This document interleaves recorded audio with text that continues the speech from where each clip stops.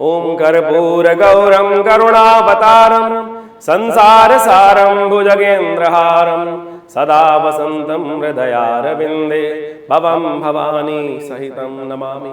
नमस्कार, स्वागत है आपका आचार्यवाणी में। मैं आचार्य डॉक्टर विक्रमादित्य आपके साथ हूँ। आज हमारा विषय है धनु राशि वालों के लिए कैसा रहेगा सूर्य का परिवर्तन। सूर्य अपनी एक निर्धारित गति से इस संसार में भ्रमण करते हैं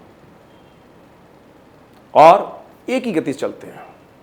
बाकी सारे बहुत सारे ग्रह हैं जो वक्री हो जाते हैं, अस्त हो जाते हैं, उदय हो जाते हैं। सूर्य एक ही गति से इस संसार में भ्रमण करते रहते हैं, ना धीरे होते हैं ना तेज होते हैं और ना अस्त होते हैं ना वक्री होते हैं। सूर्य नारायण भगवान के समक्ष माने जाते हैं, संसार के अधिपति माने जाते हैं। सूर्य ही कारण है इस संसार की उत्पत्ति के, ऐसा भी कहा जाता है। इस संसार समस्त गैलेक्सी जो है, और वही तो आज मॉडर्न साइंस उसको प्रूव करने का प्रयास कर रही है कि existence of this solar system is just because of the sun. तो इस बात को हम समझे, सूर्य इस सोलर सिस्टम का प्रतिनिधित्व करते हैं और ज्योतिष ने सूर्य को ही सिद्धांत मानकर इस प्रकार से समस्त गणनाओं को यहाँ उपस्थित किया और ग्रहों का प्रभाव समझने का प्रयास किया। अब सूर्य का प्रभाव बड़ा विचित्र है। यदि हम बात करें धनु राशि वालों के लिए, तो सूर्य आपके कहाँ के स्वामी हैं आपको पता है? सबसे इंपॉर्टेंट ग्रह हैं आपके। सूर्य आपके भाग्य के स्वामी हैं। भाग्यम फलति सर्वत्र न च विद्या न च पौरुषम। शास्त्र कहता है कि भाग्य के खेल बड़े निराले होते हैं। भाग्य जब खेल रचता है तो कहाँ से कहाँ कूड़ी के भाग जगा देता है, उठा के कहाँ से कहाँ ले जाता है। सूर्य भाग्य के स्वामी है और भाग्य के स्वामी इस वक्त, नवम के स्वामी इस वक्त दशम भाव में आ गए हैं, राज्य भाव में आ गए हैं, सम्मान वाले भाव में, पिता वाले भाव में आ गए हैं। और वहाँ राशि जो है वो राशि पड़ी हुई है विशेष तौर पर कन्या राशि। कन्या पर पदार्पण कर रहे हैं सूर्य 17 सितंबर को दोपहर को 1:31 पर। कन्या संक्रांति रहेगी, रविवार का अवसर रहेगा। हृदय नाम का योग बनेगा जब सूर्य संक्रांति करेंगे। इस बार आमतौर पे सूर्य जब भी करते हैं, यदि कहा जाता है कि सूर्य यदि रविवार के दिन संक्रांति पड़ रही है, रविवार के दिन ग्रह राशि परिवर्तन कर रहे हैं, तो हृदय नाम का योग बन जाता है और वो बड़ा शुभ होता है। उसमें कोई भी उपाय कर लिया जाए सूर्य संबंधित, तो सूर्य के समस्त प्रकार के उपाय कई गुना अधिक फल प्राप्त कराने वाले होते हैं। देखिए, ज्योतिषी गणनाएं बड़ी विचित्र हैं और अनादिकाल से यही गणना हम लोग बिना किसी टेलीस्कोप, बिना किसी सैटेलाइट के करते आए, केवल गणनाओं के अनुसार से, गणित की गणनाओं के अनुसार से। ये ज्योतिष की अद्भुत, मतलब विशेष तौर पे विज्ञान की समझ में आने वाली बात है, पराकाष्ठा है। कुछ लोग कहते हैं कि हमारी भारतीय संस्कृति को कई बार अनेक बातों से उपस्थित करते हैं, लेकिन ये सूर्य ज्योतिष जो है ऐसी गणित का ऐसा विषय है कि ज़बरदस्त। आज नासा जिस गणना को उपस्थित करता है ज्योतिष की प्राच्य विद्याओं के अनुसार से, जो गणित है वो बिल्कुल परिष्कृत है।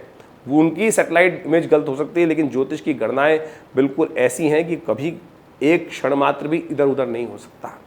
तो ज्योतिष के अनुसार से जो सूर्य का ये परिवर्तन है कन्या राशि में हो रहा है, ये आपकी राशि के अनुसार से बड़ा महत्वपूर्ण रहने वाला है। कई प्रकार के परिवर्तन के योग आपकी राशि के अनुसार से बनाने वाला है। सूर्य जो है विशेष तौर पर नवमेश होकर कन्या राशि के जो परिवर्तन का योग बना रहे हैं, ये विशेष तौर पर सबसे पहले हम बात कर लेते हैं बच्चों के लिए कैसा रहेगा। जो छोटे जातक हैं, जो विशेष तौर पे धनु राशि से संबंध रखते हैं, छोटे जातक हैं, पढ़ाई का उनका पीरियड है, तो ऐसे में विशेष तौर पर उनकी पढ़ाई के लिए ग्रह योग अच्छा नहीं दिखाई देता है। वो कहीं ना कहीं सम्मान में बाधा लाने के योग दे सकता है। तो बच्चों को विशेष तौर पे ध्यान रखिएगा, पढ़ाई की तरफ रुझान लगाने का आपको प्रयास करना चाहिए। सरकारी कामों के लिए ग्रह योग अच्छा दिखाई देता है।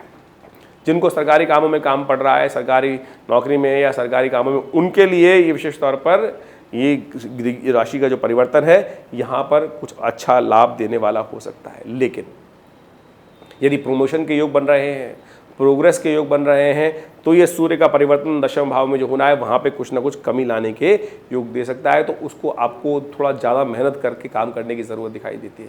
कई बार क्या होता है, हम काम जो हो रहा होता है हम कहते हैं स्वभाव छोड़ दो ना, अपने आप होने वाला है, हम कौन करने वाले हैं। बिल्कुल ठीक है, लेकिन यदि दिखाई दे रहा है कि कमी है और यानी आपको थोड़ा प्रयास करने की ज़रूरत है, थोड़ा प्रयास कर लो ना। तो इस बात का ध्यान रखना। एक व्यक्ति मेरे पास आते थे बहुत मशहूर, और मेरे पास आए प्रश्न पूछने के लिए, भाई साहब मेरी प्रमोशन होने वाली है।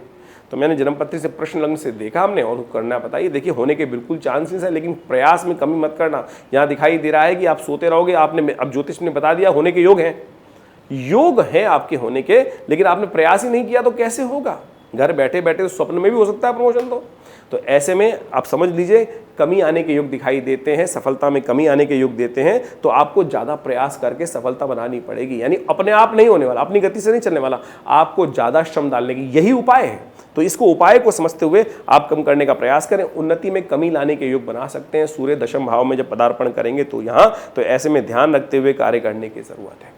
आप बहुत ज़्यादा रूल्स एंड रेगुलेशन को फॉलो करते हुए काम करने का विचार आपके मन में हो सकता है, लेकिन सारे काम जो है रूल्स एंड रेगुलेशन से नहीं होते। कई काम बहुत सारे अलग अलग रास्तों से भी करने पड़ते हैं, ये भी आपको समझने की ज़रूरत है। आप मर्यादा में रहते हुए काम करने की ज़रूरत है। बहुत सारे कार्य मर्यादा से बाहर जाकर भी करने पड़ सकते हैं, तो थोड़ा ध्यान रखते हुए कार्य करें। लेकिन एक बात का भी ध्यान रखें, सूर्य दशम भाव में है, दशम भाव सम्मान का भाव है, सम्मान पर आंच ना लाएं, इस बात का ध्यान रखते हुए कार्य करने की आपको बहुत ज़्यादा ज़रूरत है। और अनुचित टकराव से बचने का प्रयास कीजिएगा। टकराव गलत होता है विशेष तौर पर, लेकिन ग्रह दिखा रहे हैं कि विशेष तौर पर आप विषय परेशान कर सकते हैं और आप दबाव में भी आने वाले नहीं हैं इस वक्त। कई बार क्या होता है, कोई दबाव करके आपसे काम करवाना चाहता है और अननेसेसरी का प्रेशर बना रहा है, रिवोल्ट कर सकते हैं आप। इस वक्त ग्रह ऐसे चल रहे हैं कि आप चाहे भाड़ में जाए, भैया मैं तो किसी के दबाव में नहीं आऊँगा। लेकिन मैंने कहा रूल्स एंड रेगुलेशन को एक लिमिट तक फॉलो करने का प्रयास कीजिए, अन्यथा यहाँ पर कोई ना कोई आपको अननेसेसरी परेशान करने के योग बना सकता है। ऐसे में कुछ ग्रह योग का परिवर्तन जो है विशेष तौर पर आपके साथ दिखा रहा है कि आपको थोड़ा परिश्रम ज़्यादा करना पड़ेगा। उन्नति के योग हैं, निजी परिश्रम से उन्नति के योग बहुत बढ़िया बन सकते हैं। चिंता ना करें, आगे बढ़ने का प्रयास करें, सम्मान को प्राप्त करने के अच्छे अवसर हैं। लेकिन थोड़ा शुक्र नीति को इस्तेमाल करना पड़ेगा, चाणक्य नीति को इस्तेमाल करना पड़ेगा, थोड़ी सी डिप्लोमेसी के साथ काम करने की ज़रूरत है। इस वक्त ग्रहों का युवा योग चल रहा है, वो समझ लीजिए क्या हो रहा है।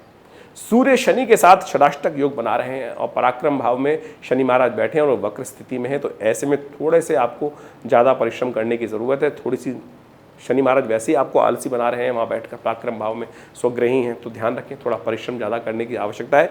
परिश्रम से कार्य बन जाएगा, ये ग्रह साफ साफ दिखा रहा है कि सूर्य का परिवर्तन जो है। लेकिन शनि महाराज जो है वो पराक्रम भाव में बैठकर वक्र स्थिति में है, तो इसका ध्यान रखते हुए कार्य करने की जरूरत है। बृहस्पति महाराज भी राहु के साथ बुद्धि भाव में बैठे हुए हैं, वो भी षडाष्टक है सूर्य के साथ, तो ये भी ठीक नहीं है। तो ऐसे में ध्यान रखें कि आपको बुद्धि में जड़ता आ सकती है। आप बहुत ज़्यादा रूल्स एंड रेगुलेशन की बात जो हमने कही ना कि मर्यादा में रहते हुए कार्य करने की ज़रूरत है, पेरिफेरल एक सेट कर लिया है, उसी में काम करने की ज़रूरत है, नहीं, अभी सफलता के चांसेस हैं। बहुत बढ़िया तरीके से काम करने का आप प्रयास करें, डिप्लोमेटिकली काम करने का प्रयास करें। जहाँ छठे शाठ्यम समाचरित, जिस प्रकार से जहाँ जो युक्ति लगनी है, साम दाम दंड भेद, उसके अनुसार से काम करने का प्रयास करें अपने विशेष तौर पे, तब आपके लिए बहुत बढ़िया सफलतादायक योग बन सकते हैं। इस समय सूर्य का जो परिवर्तन हो रहा है, ये आपके प्रति खास तौर पर आपको थोड़ा सा क्रिएटिव भी बना सकता है। गायन में, बहुत सारे कार्यों में आपका विशेष तौर पे मन लगने के योग दिखाई देते हैं। ग्रह योग दिखा रहे हैं कि खास तौर पर आपके लिए क्रिएटिव जो साइंसेस हैं, चाहे ज्योतिष है, चाहे फिलॉसफी है, उसमें आपका रुझान थोड़ा अच्छा बढ़ सकता है। क्रिएटिव गायन की तरफ, कविता लिखने की तरफ, गायन की तरफ थोड़ा सा रुझान आपका बढ़ता दिखाई दे रहा है। सामाजिक कार्यों में आपकी मनो मस्तिष्क में थोड़े से विचार अच्छे उत्पन्न होते दिखाई दे रहे हैं। तो ओवरऑल अच्छा और बुरा समय दोनों से मिला हुआ है।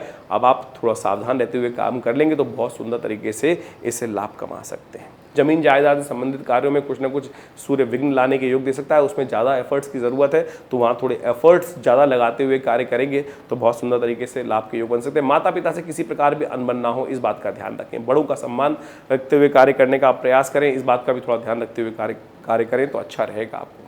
एक बात का ध्यान रखिएगा, आपके अफसर यदि नौकरी कर रहे हैं तो आप पर अननेसेसरी का दबाव बनाने का प्रयास कर सकते हैं, तो आपको समझ लेना है पहले से कि कहाँ दबाव सहना है और कहाँ किस प्रकार से कार्य करना है। क्लैश में नहीं फंसना है।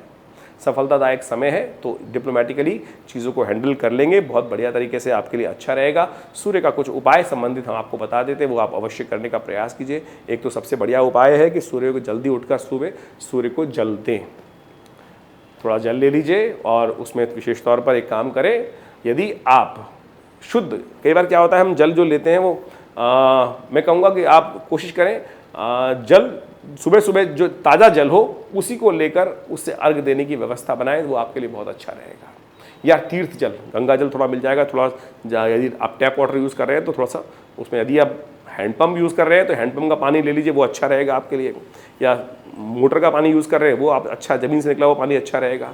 लेकिन जो सप्लाई के पानी में है तो उसमें थोड़ा गंगा जल मिला के डाल दीजिए अर्घ देने के लिए, तो वो बहुत सुंदर उपाय नित्यपति आपके लिए अच्छा रहेगा। तो आप नित्यपति भगवान सूर्य को अर्घ दें, उसमें थोड़े से विशेष तौर पे एक पीले रंग के पुष्प को मिलाकर, रोली को मिलाकर ओम घड़ी सूर्य आदित्याय नमः इस मंत्र का जप करते हुए जल दीजिए सूर्य को, और इससे धीरे धीरे परिवर्तन के योग बनेंगे। सूर्य का परिवर्तन आपके लिए जिस प्रकार का बन रहा है, ग्रहों का योगायोग, वो हमने आपके समक्ष उपस्थित किया। इसको समझें और इससे लाभ लेने का प्रयास कीजिए। हमारा आश्रम दिल्ली में विवेकानंद योगाश्रम है। दिल्ली में बहुत बड़ा संस्थान है, पिछले करीब 70 सालों से कार्य कर रहा है। 1960 के दशक से ये आश्रम बना हुआ है। हमारे पिता आचार्य श्री केशव देव जी महाराज के सानिध्य में ये आश्रम स्टैब्लिश हुआ, और यहाँ बहुत सारे समाज की सेवा के कार्य किए जाते हैं, बहुत सारे सेवा भाव रखे जाते हैं।